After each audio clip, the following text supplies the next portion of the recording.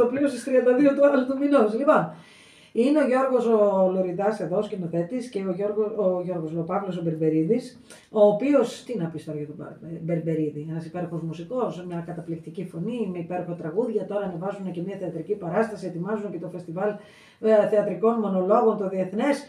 Παιδιά τώρα κι εσείς, με πήρατε στο λαιμό σας με τόσο πολλά που έχω να πω. Μήπως να τα πείτε εσείς, να μην τα λέω εγώ, Λωριδά, σου δώσω το λόγο. Καλημέρα Γιώργο Λωριδά. Χρόνια πολλά και για μεθαύριο δηλαδή. Χρόνια πολλά σε όλους. Να μιλήσω καταρχάς για τον Παύλο. Εγώ τον Παύλο τον γνώρισα όταν πρωτοήρθα στο Αγρίνιο, από τους πρώτους ανθρώπους που γνώρισα το 2020, το χειμώνα, και μάλιστα πήγα και στο μαγαζί και τον άκουσα για πρώτη φορά και εντυπωσιάστηκα τότε πάρα πολύ από το πάθος του, την ενέργειά του, πέρα από το μπουζούκι, στο οποίο τον θεωρώ και το λέω και το δηλώνω δημόσια, προσωπική μου εκτίμηση, στους 10 καλύτερους μπουζουξίδες αυτή τη στιγμή στην Ελλάδα. Είσαι μέτρο δηλαδή, αυτά είναι. Εγώ λέω και αυτό που πιστεύω, σεμνός ο καημένος, κοιτάζει κάτω εδώ να δείτε. Είναι και μια καταπληκτική φωνή, Μπράβο. μια γνήσια λαϊκή φωνή. Ο Παύλος ξεκίνησε από το ρεμπέτικο και αυτή η παράσταση που κάνουμε ουσιαστικά είναι ένας φόρος τιμής έτσι στις ρίζες του ελληνικού τραγουδιού. Θέλω λίγο να μας πει ο Παύλος, αφού μας καλημερίζει, για τον ευχαριστήσουμε που είναι εδώ. Παύλο, ξέρεις, εγώ για το Δελιά που ανεβάζετε την παράσταση, διάβαζα στο παρελθόν και άκουγα και θεωρούσα ότι ήταν ένας από τους αδικημένους ανθρώπους του μεγάλου ρεμπέτικου τραγουδιού, γιατί αν δεν είχε αυτή τη δύσκολη ζωή που είχε και ζούσε, θεωρώ ότι θα είχε αφήσει πολύ μεγάλο αποτύπωμα. Αν σκεφτείς ότι τόσο μικρά χρόνια νεαρά που έφυγε από τη ζωή, έτσι με όλο αυτόν τον κόπο που πέρασε και τι πέρασε τα πάνδυνα, άφησε τραγούδια, να πω, τα ακούς σήμερα, έτσι, τόσα χρόνια μετά, και 100 χρόνια μετά σχεδόν, πώς είναι ρε παιδιά, και διασκεδάζεις και όχι μόνο. Τι έγινε τώρα? Καλημέρα και πάλι. Ο Ανέσης Δελιάς ήταν μια ιδιαίτερη προσωπικότητα. Μπράβο. Αυτή την ιδέα την είχα τουλάχιστον μια δεκαετία. Ναι. Ναι, 10 Μπράβο. χρόνια πήγα στο μυαλό μου ότι θέλω να το κάνω. Με τον Γιώργο πρωτίστως είμαστε φίλοι. Έχουμε δεθεί πάρα πολύ. Και κάποια στιγμή που ήμασταν έξω του λέω, σκέφτομαι αυτό και αυτό. Ένα τρελό μου όνειρο. Με παίρνει μετά από μια εβδομάδα, μου λέει, φίλε, το ξεκίνησε, το στείλω. Να πούμε ότι πρόκειται για μια θεατρική παράσταση, να το πούμε για τον κόσμο αυτό, που αφορά τη ζωή του ρεμπέτη, του Ανέστη του Δελιά. Πώς αλλιώς τον λέγανε?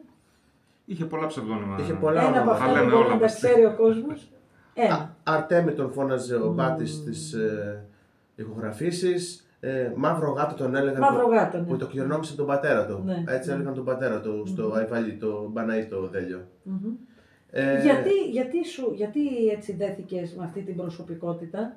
Τι ήταν αυτό, ας πούμε, που σε έκανε να πεις ότι θέλω κάποια στιγμή να τραγουδήσω τον Δελιά, να διαβάζω τη ζωή του, να μάθω πράγματα? Ήταν ένας άνθρωπος που γεννήθηκε πρωταγωνιστής των γεγονότων. Τι λες? Παρόλα αυτά έμενε και επέμενε να είναι κομπάρσος.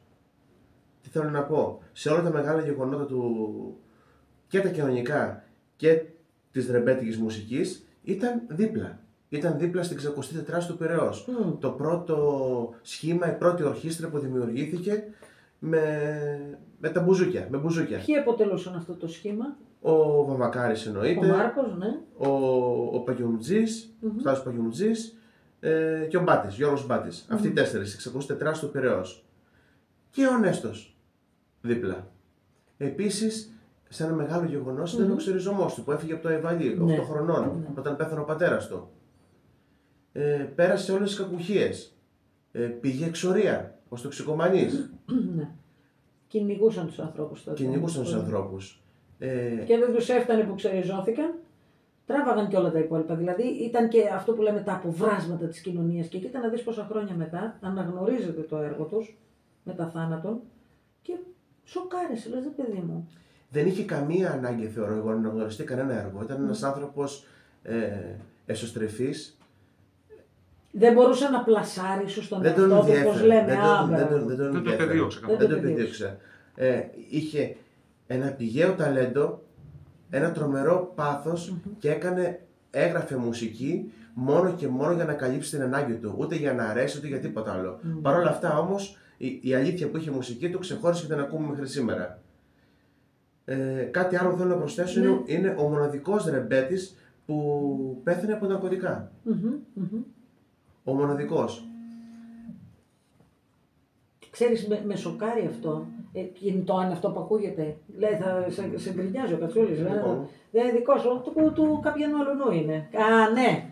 Θα ψαχτούμε είναι όλοι. της φιλοξενούμενης. Θα ψαχτούμε όλοι. Να ψαχτούμε. Θέλω να ρωτήσω το εξής εγώ, σε αυτό το κομμάτι να σταθούμε λίγο. Ο Ανέστης ο Δελιάς, Γιώργο, θέλω να σε ρωτήσω, Λουριδά, όταν σου είπε ο Παύλος, γνώριζες τον Ανέστη ο Δελιά εσύ? Γνωρίζω κι εγώ αρκετά από λαϊκή μουσική, ακούω από πολύ μικρό παιδί. Είχαμε τότε τις κασέτες του πατέρα στο αυτοκίνητο, ανοιχτά τα παράθυρα και ταξιδεύαμε 4 ώρες και για Καλαμάτα και ακούγαμε μέσα, όπως καταλαβαίνετε, τα πάντα, έτσι.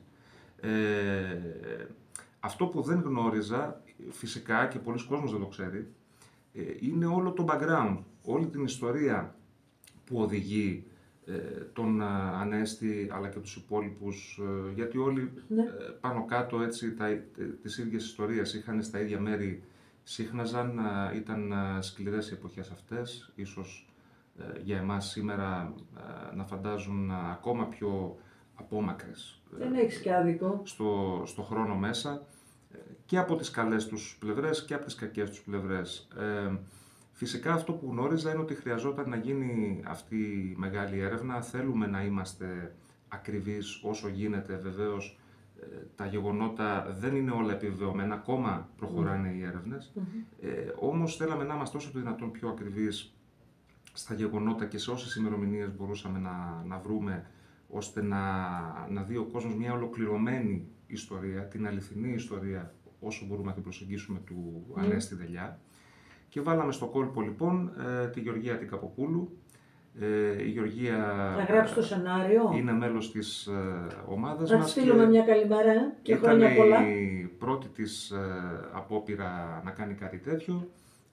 Να γράψει κείμενο. Να γράψει ένα κείμενο το οποίο πρέπει να προσαρμοστεί σε μονόλογος είναι ουσιαστικά.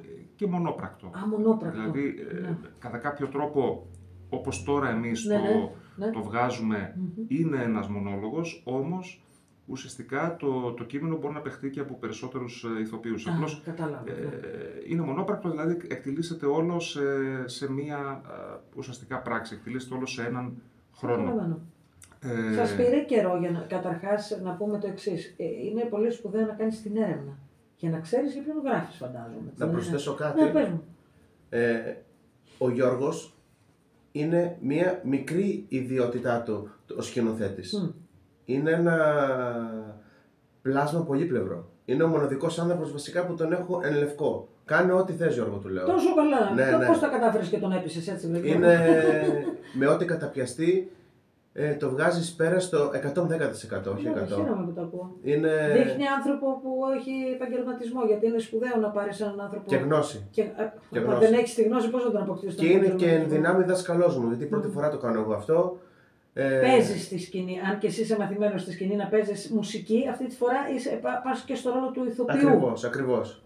Και με πήρε από το χέρι, ας πούμε, και με δίδαξε σκαλοπάτι. Τον σκηνοθέτησες δηλαδή.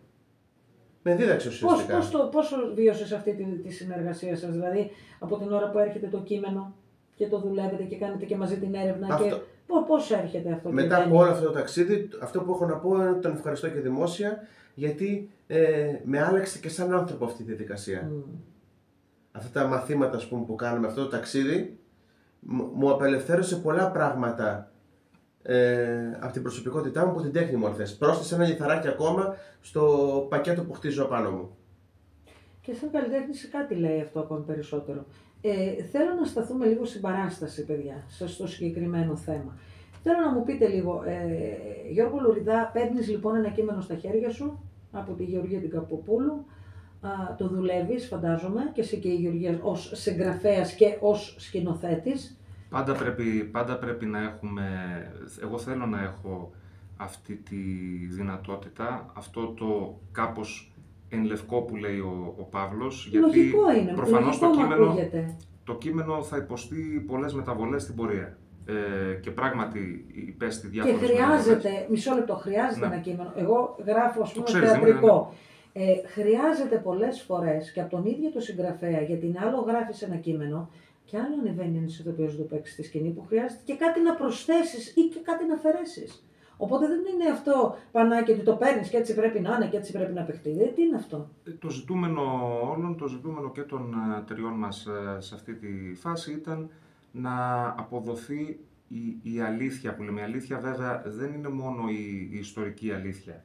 Η αλήθεια, κατ' εμέ, είναι και η αλήθεια του ηθοποιού, του ανθρώπου που προσπαθεί να ενσαρκώσει έναν άνθρωπο ενός περασμένου χρόνου, αλλά στο τώρα.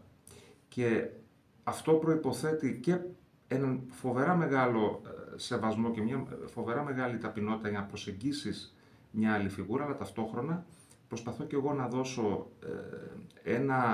μια ερμηνευτική ελευθερία στον ηθοποιό, ώστε να εκφραστεί, να μην τον κλειδώσει, να μην τον πνίξει το κείμενο και δεν μπορέσει να βγάλει τον εαυτό του. Αποδώσει, Και ο Παύλος, επειδή είναι ένα λαϊκό παιδί, θέλω αυτή η απλότητα και η λαϊκότητα που έχει μέσα του να ενσωματωθεί με αυτή του δελιά και να βγει ένα αυθεντικό πράγμα προς τα έξω. Ευχαριστώ πάρα πολύ και τη Γεωργία φυσικά για την πολύ μεγάλη έρευνα και προσπάθεια γιατί ήθελε πολλή δουλειά αυτό, κακά τα ψέματα τώρα, μην το συζητάμε. Και όπως είπε και ο Παύλος, τον ευχαριστώ και εγώ για αυτή την εμπιστοσύνη και τη διαδρομή που διανύσαμε.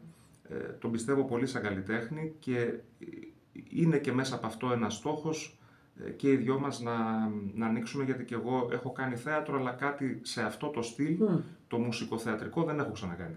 Οπότε είναι και για τους δυο μας μία πρώτη φορά. Πες μου κάτι, Παύλο μου, παίρνεις το κείμενο και αρχίζεις πρόβαση. Για πες τώρα, ένας άνθρωπος που είναι μουσικός, που ανεβαίνει πάνω στη σκηνή, που θα έλεγε κάνει στόχο με τη σκηνή, ρε παιδί μου, την έκθεσή μου στο κοινό.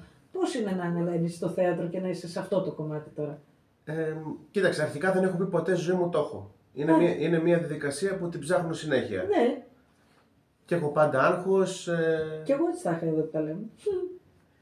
Τώρα ήταν ένα καινούριο κομμάτι το θεατρικό που φτιάχνουμε. Εννοείται ότι αγάπησα την ιδέα. Ένα ατού που έχω είναι ότι έχω ζήσει την εποχή αυτή μέσω της μελέτης μου τόσα χρόνια. Γιατί έχω ασχοληθεί με το ρεμπέτικο. Είναι και το μπουζούκι μου. Ναι. Το όργανο αυτό ασχολείται με το ρεμπέτικο. Πρέπει να περάσει δηλαδή. Πόσα χρόνια έτσι ασχολείσαι με όλη αυτή τη μουσική? Είμαι 37 και το μπουζούκι το έπιασα 6 χρονών. Πάω για 31 χρόνια δηλαδή. Τώρα. Πολλά χρόνια. Δεν θυμάμαι τον εαυτό μου τώρα. Και ήρθε Κατσούλη χωρίς μπουζούκι εδώ σήμερα. Καλά, δεν τρεπόσαστε και οι δύο. Δηλαδή, να σου πω, Κατσούλη, παίξε ένα δελιά από εκεί να αρχίσουν να τραγουδάνε αυτοί από εδώ. Δηλαδή, άμα περίμενα εγώ να φέρει μπουζούκι, έπρεπε να σας το πω, βρε. Δεν φταίει κανένας άλλος. Εγώ φταίω που δεν σας το είπα. Δεν μπορούμε πρωί-πρωί να παίξουμε. Όχι, βλέπεις, Κατσούλη, το βλέπεις. Όχι, για να μην λες δηλαδή μετά. Και. Λοιπόν, δηλαδή νιώθω ότι έχω γνωρίσει τον Μάρκο, ότι έχω γνωρίσει τον Πάτη. Νιώθω μια τρομερή οικειότητα με αυτά τα πρόσωπα. Έχουμε κάνει και στο παρελθόν με τον Γιώργο και ένα αφιέρωμα στον Μάρκο Βαμβακάρη με τραγούδια που το έχει κινηματογραφήσει, δηλαδή σαν ντοκιμαντέρ είναι. Έκανε κάτι απίστευτο ο Παύλος με στον κορονοϊό, να πω. Έκατσε και δούλεψε 10 τραγούδια του Μάρκου, μια φοβερά μεγάλη γιγαντώδη δουλειά. Και πήγαμε ένα βράδυ λοιπόν και την κινηματογραφήσαμε. Είναι όλοι στο YouTube, μπορείτε να την ψάξετε. Νομίζω είναι μια δουλειά που αξίζει. Μήπως δεν ξανακάναμε και live. Αξίζει τον κόπο. Γιατί όχι. Τα έχω έτοιμα εγώ όλα. Θα βάλω τον Κατσούλη να κάνει τον παραγωγό. Ναι. Όπως προείπα, την έχω ζήσει την εποχή αυτή, νοερά βέβαια. Μου ήταν κάτι οικείο. Ναι. Μου άρεσε να διαβάζω το κείμενο, να το πλάθουμε. Ακόμα είναι κάτι ζωντανό. Ακόμα προσθέτουμε, αφαιρούμε, πάντα θα πλάθεται. Είναι ζωντανό. Είναι κάτι ζωντανό. Και εγώ προσπαθώ να μπω μέσα στο πετσί του ρόλο που λέμε. Έφτιαξε καινούριο μπουζούκι, να μοιάζει με τον μπουζούκι του. Πες μου το αυτό, μου το είπε ο Γιώργος κάποια στιγμή και λέω δεν το πιστεύω. Του Ανέστη. Αλήθεια. Ναι, προσπαθώ να πιάσω όλο το image, ας πούμε. Είναι η πρώτη φορά που βγαίνει κάποια δουλειά για τον Ανέστη Δελιά, έτσι. σε αυτό το κομμάτι, πιστεύεις? Είχε αφιερώματα έχουμε δει. Ναι, αφιερώματα Έτσι, έχουμε τηλεοπτικά έχουμε δει, ενσάρκωση εννοώ. Το Ανέστη Δελιά δεν γνωρίζω να Και εγώ δεν γνωρίζω. Και τουλάχιστον σε αυτό το επίπεδο, δηλαδή, σε αυτό το επίπεδο είμαι σίγουρος ότι δεν έχει γίνει. Στο να βγει ένας ηθοποιός να παίζει τέτοιο μπουζούκι πάνω στη σκηνή, να ενσαρκώνει και να λέει όλες αυτές τις ιστορίες. Και η πρόθεση του Παύλου από την πρώτη στιγμή μου είπε: θέλω ο κόσμος να δει μπροστά του τον Ανέστη Δελιά. Αυτό είναι δύσκολο. Δεν θα τον δει σωματικά, αλλά σαν ψυχική ενέργεια αισθάνομαι και εγώ πολλές φορές όταν κάνεις κάτι προς τη σωστή κατεύθυνση, το αισθάνεσαι. Υπάρχει μία αίσθηση τέτοια. Να πω ότι ξεκινάμε μία μίνι περιοδία.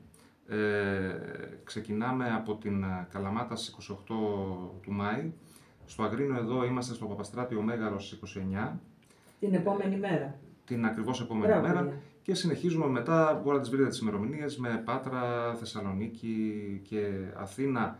Στον Πειραιά ήταν σημαντικό για μας να παίξουμε και στον Πειραιά που ήταν η περιοχή η δραπετσόνα που έδρασε ο Ανέστης και έζησε εκεί όλα του τα χρόνια μετά. Κοστούμια, μουσικές ιστορίες, όλα δικά σας, Handmade productions. Είναι ένα project το οποίο είναι έτσι αυτό που λέμε χειροπιαστό. Είναι και δύσκολο, δηλαδή το να στήσεις μία παράσταση με δεδομένα μεγάλου θειάσου, σκηνογράφων, είναι ένα κάτι πολύ δύσκολο. Ιδιαίτερα στην Ελλάδα, ιδιαίτερα σε αυτή τη φάση που διανύουμε. Οπότε εκμεταλλευτήκαμε τις γνώσεις που έχουμε και οι δύο σε πολλαπλά αντικείμενα για να μπορέσουμε να βγάλουμε εις πέρας κάτι το οποίο... Εγώ πιστεύω θα πάει πολύ καλά, παιδιά. Έχει έτσι... Βλέπω το μεράκι σας και τη διάθεση. Υπάρχει αγάπη. Διαφορετικές πλευρές. Και είναι και projects αυτά τα οποία δεν ξέρεις που θα σε βγάλουν. Ξεκινάει σαν test. Αυτό το μικρό έτσι, ταξιδάκι μέχρι τις 10 Ιούνιου που θα είμαστε στον Πειραιά και βλέπουμε. Και μπορεί να πάρει οποιαδήποτε άλλη μορφή άμεσα ή στο πιο μετά. Ναι. Ωραία τα είπαμε, Παύλο Μπερμπερίδη,